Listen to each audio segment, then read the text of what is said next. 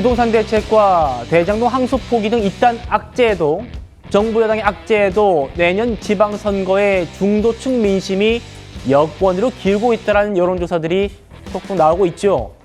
국민의힘 소속의 서울시장과 부산시장이 총대를 메고 당의 쇄신을 공개 요구하고 나섰는데 결국 핵심은 윤석열 전 대통령과의 절연입니다.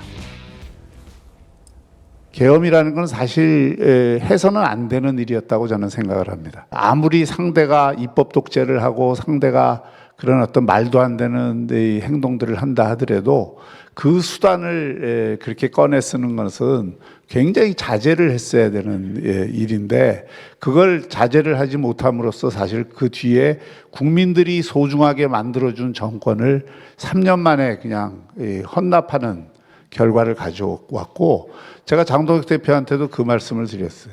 다른 건 다 몰라도 국민들이 정권 만들어줬는데 그 국민들이 만들어준 정권을 결국 이렇게 내팽개치는 그래서 우리가 원하지 않은 정권을 만들어 놓은 것에 대해서는 그건 분명하게 국민들에게 정말 잘못된 일이고 미안한 일이라고 이야기를 해야 된다. 그런 이야기조차도 무서워한다면 보수의 가치가 뭐고 우리가 무엇을 위해서 지금까지 이렇게 싸워왔고 앞으로 미래를 할 것이냐 이게 분명해지지 않는다. 어제 박형준 시장에 이어 오늘 오세훈 서울시장도 조선일보와의 인터뷰에서 이렇게 강한 어조로 말했습니다. 아직도 윤어게인 강성 우파 연대를 주장하는 분들이 있는데 라는 질문에 그분들께 내년 지방선거에서 져도 좋으냐라고 묻고 싶다. 최대한 간곡하게 설득을 해보고 정 안 되면 관계를 정리해야 한다. 그 적임자가 장동혁 대표다. 오늘 조선일보 실린 오세훈 시장의 얘기입니다. 최 의원님, 지방선거에서 붙어보기라도 하려면 관계 정리까지 가야 된다. 아주 센 표현이에요. 어떻게 보십니까? 그렇죠. 아니 장동혁 대표가 지금 국민의힘의 대표가 된 지 벌써 3개월 정도가 됩니다. 그런데 그동안의 각종 여론조사나 이런 것들을 종합적으로 보면 여론조사마다 뭐 들쭉날쭉하고 그러지만 장동혁 대표의 국민의힘 운영에 관한 지지가 그렇게 많지를 않아요. 높지를 않아요.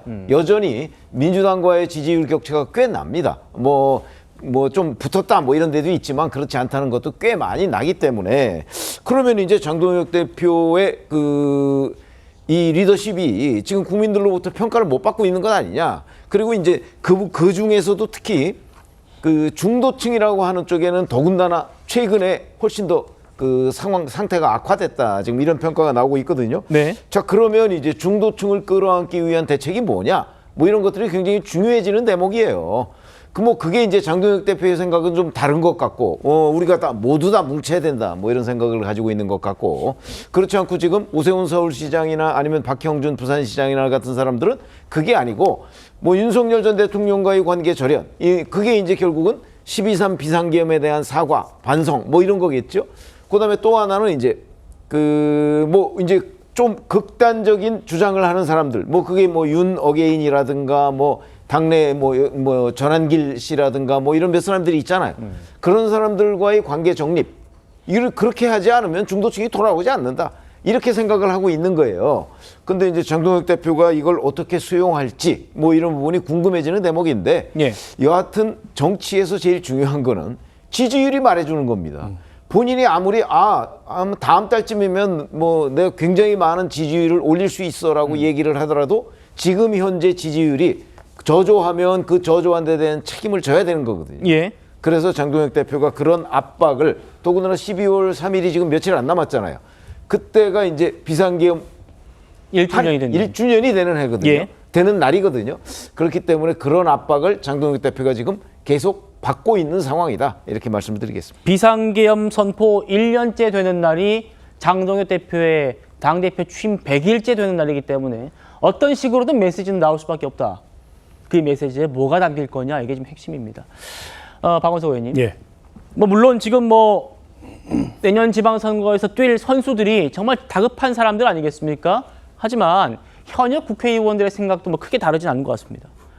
재선 의원, 장동혁 대표가 비상계엄 사과, 윤 전 대통령과의 절연 등을 선언하지 않으면은 어떤 메시지도 중도층 잡기 어렵다. 까딱하다가는 오세훈 시장이 버티고 있는 서울도 어려워질 거다. 뭐 이 얘기는 반대로 장동혁 대표가 뭐 절연하겠다라든지 어떤 중도층을 소구할 만한 메시지를 내놓으면은 또 확실한 메시지가 될 수 있다라는 또 평가도 있을 것 같은데 어떻게 보십니까? 결국 이제 12월 3일이 어떤 분기점이 될 것 같은데요. 그러니까 비상계엄 1년을 맞아서 장동혁 대표가 어떤 메시지를 내느냐. 또 마침 그날이 취임 100일이기 때문에 네. 아마 기자간담회 같은 게 예정이 돼 있을 텐데 지금까지 장동혁 대표의 행보를 보면 이게 외연 확장보다는 내부 결집에 주력했던 걸로 보여요. 지금도 장애 집회를 전국 순회를 하고 있고 어제 뭐 부산, 창원 등에서 냈던 메시지를 보더라도 뭐 이재명 대통령을 끌어내리겠다라는 강한 메시지를 냈고 장동혁 대표가 뭐 선도하진 않았지만 집회 현장에서 윤어게인 같은 구호도 등장을 했거든요. 앞서 이제 오세훈 시장이나 박형준 시장이 굉장히 부드럽게 얘기를 했지만 내용을 보면 장동혁 대표에 대한 압박입니다. 기조를 바꿔야 된다. 특히 오 시장이 여전히 윤어게인이나 뭐 강성 우파 연대를 얘기하는 사람들이 있다. 근데 그 얘기하는 사람이 장동혁 대표입니다. 얼마 전에 뭐 유튜브에 출연해가지고 내년 지방선거 연대 대상을 거론하면서 황교안, 조원진, 전광훈 이런 분들을 거명을 했다는 거죠. 그렇게 가서는 내년 지방선거 뭐 이 중도 확장은커녕 해보나 마나한 선거가 된다라는 위기감을 지금 오세훈 시장도 박형준 시장도 느끼고 있는 거고 지금은 서울시장, 부산시장이 목소리를 내고 있지만 전 시간이 좀 더 지나면 TK를 제외한 전 지역에서 그런 위기감이 확산될 가능성이 높다고 생각해요. 결국 장동혁 대표가 12월 3일을 전후로 해서 이 당의 전략이나 기조나 메시지를 어떻게 가져가느냐가 이후에 안정적인 리더십을 유지하느냐 아니면은 당 내부의 저런 압박에 의해서 리더십이 또다시 흔들리는 상황이 오느냐에 달려 있을 것 같고요. 그런데 이제 뭐 지금 여론을 보면 그 여권의 여러 가지 악재에도 불구하고 그 반사 이익이 국민의힘으로 전혀 오고 있지 않아요. 결국 지금 이제 이 장동혁 대표는 본인이 생각하고 있는 전략, 당 운영 방향, 메시지 이런 걸 재점검해봐야 될 시점이라고 봅니다.